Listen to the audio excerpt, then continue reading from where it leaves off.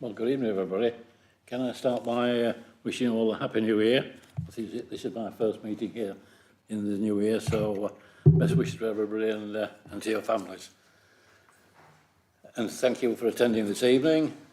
Just let me put my little light on. Welcome to the meeting. For those who don't know me, my name is Councillor Walker and I am chair of this committee.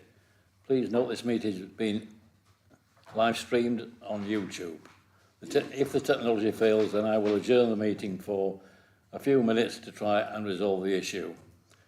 Please can everyone ensure their phones are turned off. We are not expecting a fire drill, so if the alarm goes, please exit the way you came in. Thank you. Apologies. Thanks, Chair. We've had apologies from Councillor Roy Lees. Thank you. Right, minutes of the item 1 is it minutes. Things gone off. Minutes of the meeting on Thursday, December 15th, not very long ago, of the Overview and Scrutiny Performance Panel. Is that a true record? If you can cast your mind back. Yes, Chair. Happy to move them. Can I Thank you. Have a seconder? Second, please. Thank you. Are there any matters arising from the minutes? Good. Splendid. Okay. Declarations of any interest. Members are reminded of their responsibilities to declare any pecuniary interest in respect of matters contained in this agenda. No? Okay. We'll move on to item 3, but I can get onto it on the next page, which is the performance focus for communities. I think Bev, you're going to do part of this and Councillor Howard doing the other bit. Is that correct? Yes, thank you, Chair. So obviously everyone would have read the report. Just picking up on a few of the main issues. There is an overspend which is predominantly generated by an increase in staffing costs, which members will be aware of. The other reduction is a £60,000 police and NHS reduction, and this is due to a shift in their emphasis away from early intervention into, for example, like police have decided to put more bobbies on the beat rather than do the early intervention stuff. Although they are still contributing to things like pivot, they're not contributing financially to it. The biggest spend in the communities after staffing is the commissioning. This ends in May 2023, and there is, as members will have seen, a paper going to Exec Cabinet on Thursday. With regard to the targets, the volunteering opportunities, we're just not getting the referrals before like we were from the DWP. So the DWP are still positive about what we do and what we offer, but we simply just don't have the people coming through. So this obviously has had a knock-on effect on that target. The community group target for newly established groups is 4, and we've only actually done 3. But I'd just like to reassure you that the community teams have been supporting existing groups, many of which are stepping up with things like warm places and cost of living. So they've needed support to help adapt and meet some of the criteria. The digital skills, we have started working now with Age UK and New Work, and we're now asking organisations and people what skills they need in order to try and address that. You will note that social prescribing is bigger currently, but we're currently coping with this demand, and you know everything seems to be going in the right way there. One thing I will point out is public protection, and this is just for information only. Obviously everything there is on target, but I think we need to acknowledge that they have faced a number of challenges with recruitment. So basically environmental health officers can earn more self-employed, so it's been quite a challenge. But we are confident that we should be filling those gaps soon. So that's sort of my communities bit. I don't know if Terry wants to do his housing bit. Thanks, Bev. In presenting the homes and housing element of this report, I think it's fair to say to everybody it's been a tough year. In many ways it's been an eventful period. A period when we've been hit by several what I would consider to be extraneous or outside events that in many ways could not have been predicted, or at least could not have been predicted with great accuracy. Going through them, and once again related to housing. The Ukrainian refugee situation, although working within the LCC umbrella, this has taken a significant amount of staff time. Cost of living crisis, 10.5% inflation, savage increase in interest rates, mortgage rates affected. Obviously, home buyers are less able to actually purchase houses in the same way, which will shift demand to the rented sector, both private and social. Changes in the private rented sector, 40% fewer rented properties are reported since the start of COVID. Certain things have happened in Chorley that perhaps we didn't expect. You could have landlords wanting to leave the property.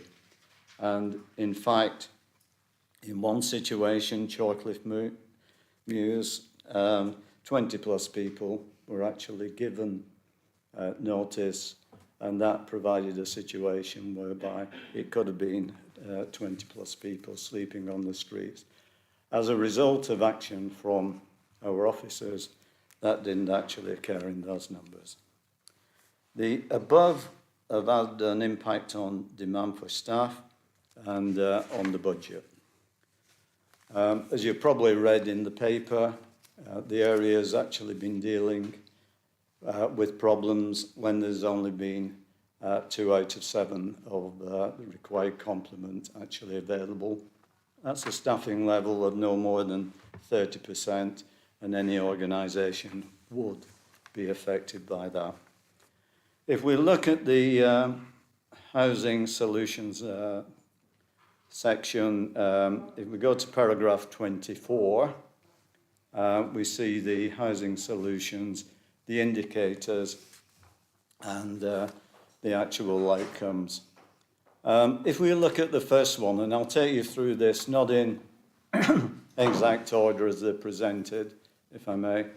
The first one, positive outcomes in prevention and relief cases. It's worth mentioning the importance of this indicator. This is the one that actually is looking to prevent homelessness. Obviously, things such as counselling people, providing support. Now, given, as I mentioned previously, at times the staffing levels have been around 30%, this has actually produced a very positive result, 73.4% as opposed to 60% target. That's actually an increase of 22.3% on target.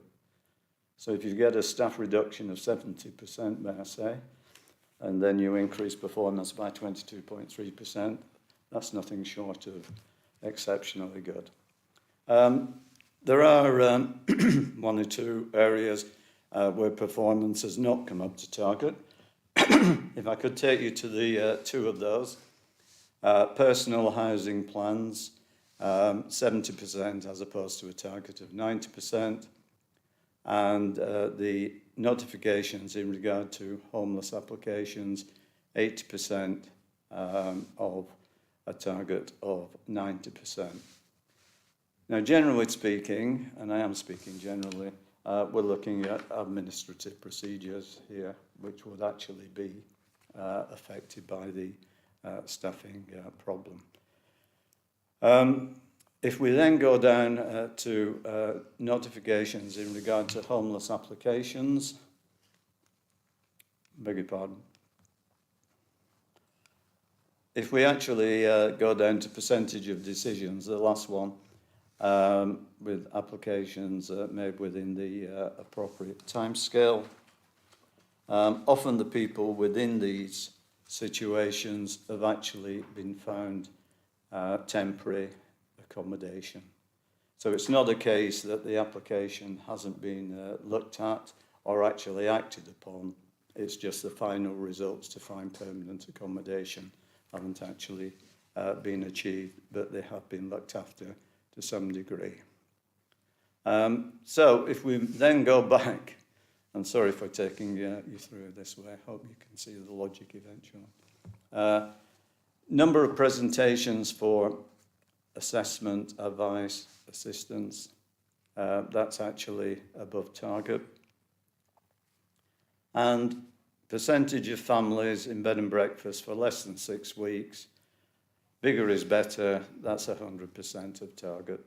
So in fact, there is an active move to reduce the cost of bed and breakfast. I've said this at a different meeting, but to similar group, is I don't regard using bed and breakfast as a bad thing. In fact, at one stage, I actually went to see Peter, Alistair and Gary Hall when the situation wasn't looking too good. And I got a commitment from them to actually use reserves if necessary. And I think that's a good thing from the council's point of view, that we have the backing from the top level, from the financiers, if you like, to make sure we keep people off the streets. And I think that is not altogether a bad situation to be in. If we go to paragraph 28, public protection, one indicator I want you to bring to your attention, housing standards. Been quite a bit of publicity over this one in regard to mould, etc. If there is an issue here, it's more likely, I should say, to be in the private sector rather than the registered providers. We have had meetings with registered providers over this issue, and effectively they do assure us that they've got people, they've got procedures in place to actually root out these problems. And also, as I understand, we do have a housing standards officer in the process of being appointed, or at least the advert has actually gone out and it's proceeding along. So, in conclusion then to my part, a tough period in which to address problems from our residents with multiple causes, some inside, some outside our control. What's bright about the future is that given the margin that is actually involved between the attaining of targets and not reaching the target and achieving the target, with a full complement of staff, which is now referred to in the paper, I think the future is going to be better. Thank you.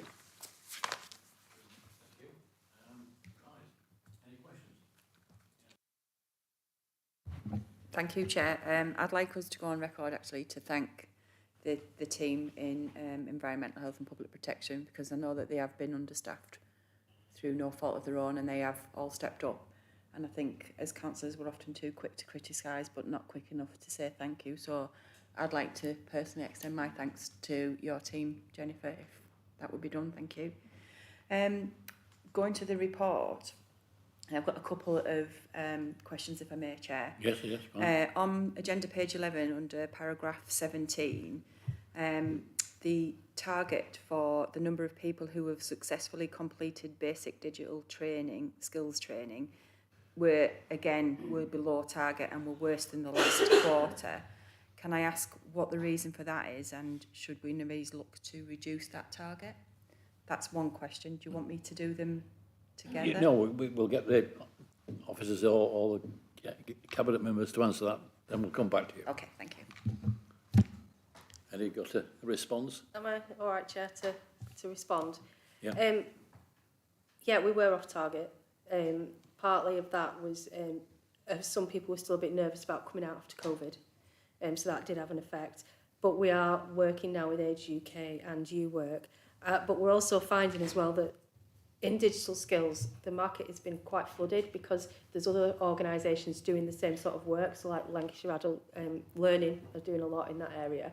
So it might be something that we need to look at, and perhaps, you know, we have started having conversations with organisations to see where their gaps are, and I think that might be a way forward, rather than just going into community centres and libraries and saying, what, you know, we're here, we'll show you how to access something online. It might be that we have to be more specific on what we're offering.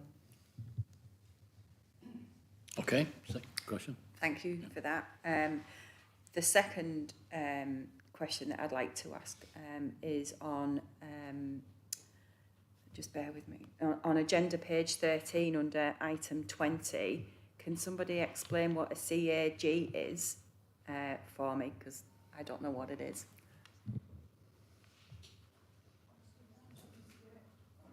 Somewhere. Surely assistance grant is effectively what that covers. Can I ask what that is and what it does? Could you go into detail, please? So we've got two types of grants. We've got the disabled facilities grants, which generally are the adaptation grants for larger grants or multiple works that needed doing. So that's a full grant system. They have to fill in application forms, means tested. You know, it's a big process. So Chorley Council, a long time ago, I think 5 years ago maybe, decided they wanted to quicken up the process for smaller grants, so sort of simple, like one item grants. So rather than going through the full DFG system, all the applications, means tested and all that sort of stuff, they decided they'd do a really simple grant system and they called it Chorley grants. Yeah, so Chorley adaptation grants. So that's what they are. So they're simple, straightforward, easy to apply for, no means tested, and try and get them as quick as we possibly can out, rather than go through the full DFG system.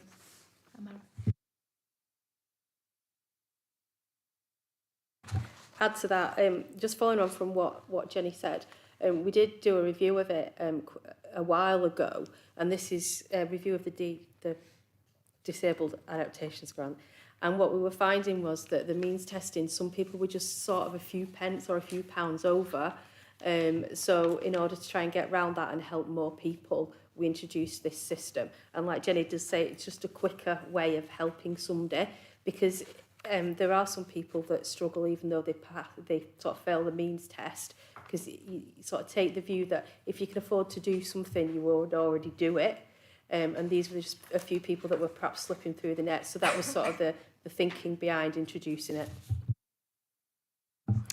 Thank you, Chair. I'll rest for now. Thanks, Chair. Just on agenda page 12, paragraph 18, just on digital skills. It just says here that weekly sessions are being conducted at Chorley and Eccleston libraries. Is it just then 2 libraries that you're doing work in, or is it other libraries around the borough? So my understanding is that it's just those libraries at the minute, but I assume they've been offered to other libraries. And this is part of the problem, that there will be other stuff, digital stuff going on in other libraries.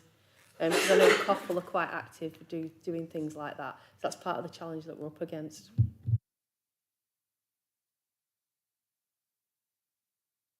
Yeah, yes, we'll go around that way. Yeah, just a couple of quick questions. On page 11, the community groups which are being supported to improve, is that like a mixed batch, or are they mainly in one sector?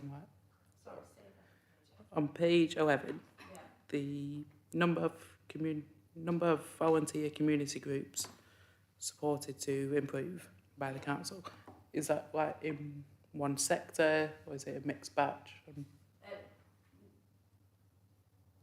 It can be any community group that comes forward. So from sort of things in villages to things in the town centre, maybe, you know, sort of from Help the Homeless to more smaller charities as well. So yeah, anybody that comes forward will have we'll try and help them. Yeah, no, that's good. Obviously from Eccleston Library, I've had some good feedback about the digital skills. So that's good to hear. So that's great. So thanks for that. And then lastly, sorry, was just on the page 13, just the number of cases of the DFG grant being approved but work not being commenced on site yet. So we're going down, it's gone down since last quarter, but is that just due to not having the staff or not having materials? Is it anything really holding it back? The disabled facilities grant. Yeah. Sorry, will you just repeat the last part of your query again? Yeah, just for the work that's been approved but is not yet commenced on site. Is there any particular reason that they've just been held back? Obviously, there can be differences in individual cases. Generally speaking, I would suggest that some of these grants that are given where people are disabled requires quite a bit of planning, experts to actually install, and is not a short period in time. Yeah. So it's very much a case of getting the right people to do installations, etc. No, that's okay. That's me, yeah. Thank you. Thank you. Just on a similar line, paragraph, page 13, the DFG budget consumed, I think it's saying it's 32.4% with a target of 50%, worse than Q2. But I thought when we did the review that Bev referenced a few years ago, and I know when in my other role as a county council, when people talk about Chorley historically and the promotion and the use and the utilisation of the DFG budget, we've always been known as spending, utilising it to its full extent. And I know when, or near enough its full extent, and being one of the highest in the county. And I know further in the report it says there's been staffing issues and stuff that you've touched upon, but I know it was saying that there'd been one case that took 54 weeks, and that some of the issues had been around getting permission from landlords and housing associations, and that staffing gap had now been filled. But I just wondered, is the council escalating those cases with the housing associations and things, the ones that can be not, when you have meetings with directors at Jigsaw and things like that. I know when I've had similar sort of cases in the past, personally in our ward, I know they've always been kind of, when they've dragged on, they've been taken to the top, because it's always been thought that people shouldn't have to wait that long. I just want to, rather than some back office admin person just keep chasing and sending an email, are they being reported to yourselves and raised in those meetings that you're having? And where it is reported. Thanks. Sorry, Kim. Where it is reported, we do have regular meetings with the likes of Jigsaw and other RPs, and it will actually be taken up with them. And you can imagine, I'm sure you know, it's not just the DFG grants that we take up. It's quite a number of things, from car parking to minor repairs that haven't been done. So it will be taken up, providing we know about it. I suppose as well, in terms of how the council's dealing with the DFG grants, are they dealt with in terms of the length of time that people are waiting, or are they dealt with in terms of priority? In terms of like with this, it talks about this vacant administrative support that's now in place. When he or she's chasing it up, it'd be interesting to know. Thanks. Yeah, if I could ask Jennifer, who's got So inside knowledge of the process. So they are risk assessed. So the occupational therapist will tell us already. So they'll do the assessment and they'll say, yes, it's a high risk or a lower risk case. So generally children would always be high. People who are being discharged from hospital would generally tend to be high. And larger adaptations, extensions and things. So they're already assessed before they come in. So then the officers will prioritise them based on the occupational health referral. Again, just mentioning certain housing associations, I've written to housing associations and the Director of Communities just to make sure they understand the role and why we do the work that we do. Because sometimes a delay because they've got to sign off on the grants can be quite long. But also, what we also want to do from housing associations is to get the contributions from them, because obviously we're adapting their properties, they should be contributing as well. And I know quite often they run out of money this time, and we've got some, we need to make sure that they put the right amount of budget in to support them going forward, because the more budget they've got, the less budget we have to use, and we can then do more adaptations. So hopefully, and obviously we'll be bringing that up with the housing associations at the meeting. We've obviously already mentioned it, but we will talk to them again about it to make sure that they understand it's a priority for us. Yeah, any further questions? I've got one or two. You did mention, I think at all the performance panel this year, the meeting we've had so far, everybody's saying there's been problems with staffing levels. Is your directorate fairly well staffed now, Jennifer? So our housing team is fully staffed, which is excellent. We've still got vacancies in environmental health, public protection that we need to fill. What we're trying to do now is grow our own. So we've got an apprentice in housing that we're recruiting. We've also looking to an apprentice in environmental health. I think we've just got to face reality now that, it's such a small pool of people, and even if we do get recruitment, it's generally from another local authority within Lancashire. So I think working with a lot of Lancashire authorities, we're looking at growing our own and training people up from scratch to be able to do professions like this, because they're just not out there. We want to try and invest locally in local people who want to skill themselves in these particular, difficult professional areas. So fingers crossed we'll get recruitment. So the housing officer post in environmental health, we've had quite a number of applications. We've got 4 good looking candidates, and then we're just going out for a team leader in environmental health. So again, fingers crossed we'll get some recruitment on that one. So we're getting there. Yeah, good.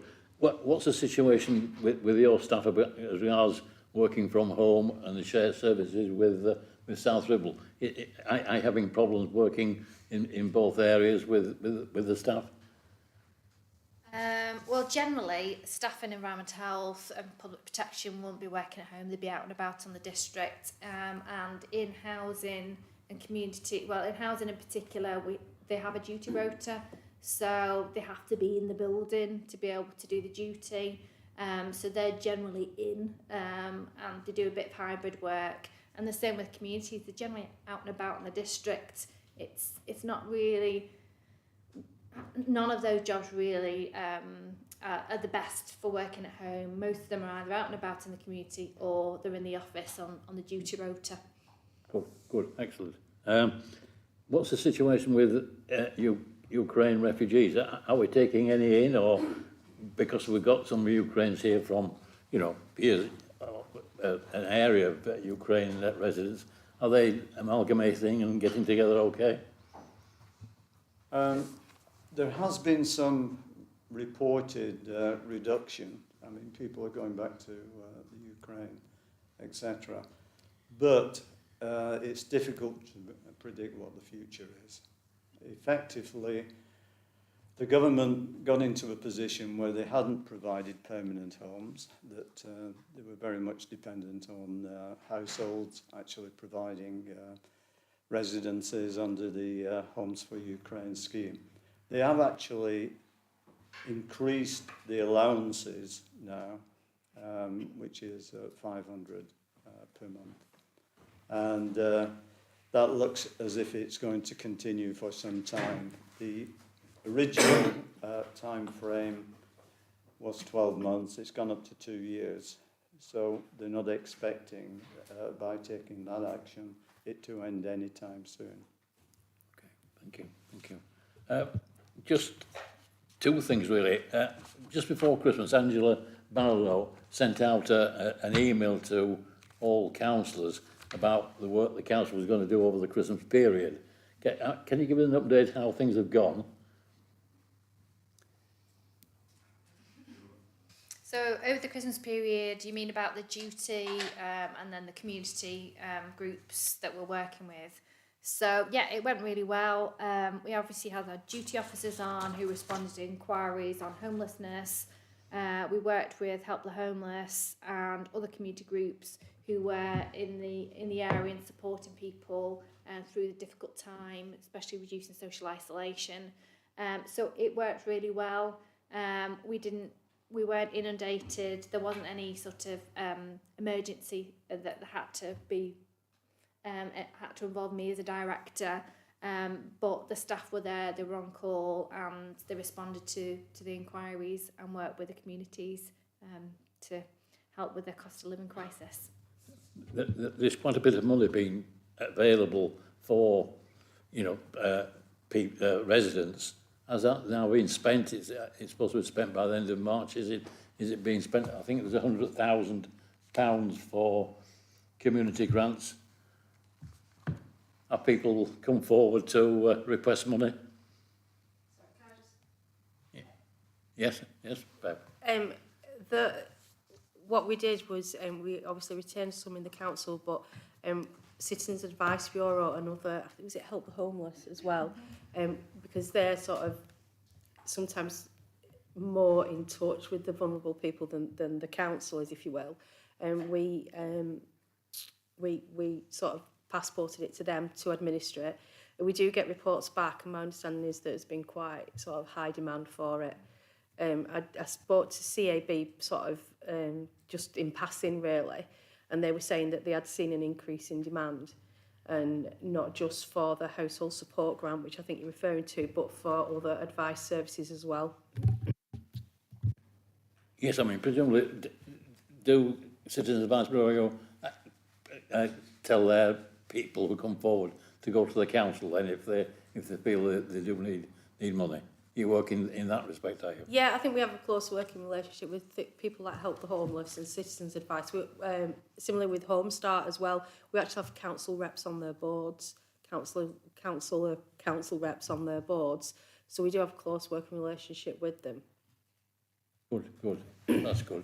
One of the other grants was affordable warmth grant. Is that something that's been taken up? Because I know that the bills will be starting coming in now for gas and electricity, won't they, really? Sorry, was part of that, wasn't it, where we gave it to Citizens Advice so they could issue the vouchers? That was it as well. Yeah, because the other thing that we wanted to do, we wanted to be able to track people to see if they were coming back again, because we got, was it 2 or 3 lots of household support? I can't. This is the second, yeah. Hopefully the third will come soon. So we just wanted to make sure that the people presenting, say they'd got some from the first lot and came back from the second, that they were aware of other sources that they maybe could access help from, because it might not just be the fact that they couldn't afford the heating, there might be something underlying that as well. So with working with Citizens Advice, we're able to sort of look at the different people that are presenting, which is really helpful. Good. Just I just got one. Sorry. I was just going to mention about affordable warmth. In addition to that, we're also looking at energy efficiency measures in people's homes as well. So there's a grant system. So Public Health in Lancashire County Council have assigned money for us to look at energy efficiency measures in people's homes as well. So part of the work that the team are doing is looking at applications for people to look at measures they can install, loft insulation, looking at boilers, cavity wall if needed, underfloor insulation. So that is another part of the scheme that we're looking at as well. So that needs to be delivered by the end of March, but they think that there should be some more money available, so the council have applied for more money to be able to deliver that project. Good. So basically, residents of Chorley have taken advantage of the money available. We don't hear really of people in abject poverty. They can come to the council to get money if it's it's there, presumably. Yeah, we do have a cost of living plan that went to Cabinet, and I think it might have gone to Council, I'm not quite sure. And yeah, we do try to respond to the vulnerable people within our communities, but there will be hard to reach people that we will struggle to get to just by the very nature of you know, where they are and who they are. And, you know, things aren't getting any better really, are they? So I think people will continue to struggle. And I think what perhaps is a little worrying is that moving forward, people that have never sort of had to budget or struggle or manage will start to be affected, and that brings a whole new layer of people that we will have to help. So it may be people that have never claimed benefit before, don't understand the system, and that I think could be quite a challenge moving forward.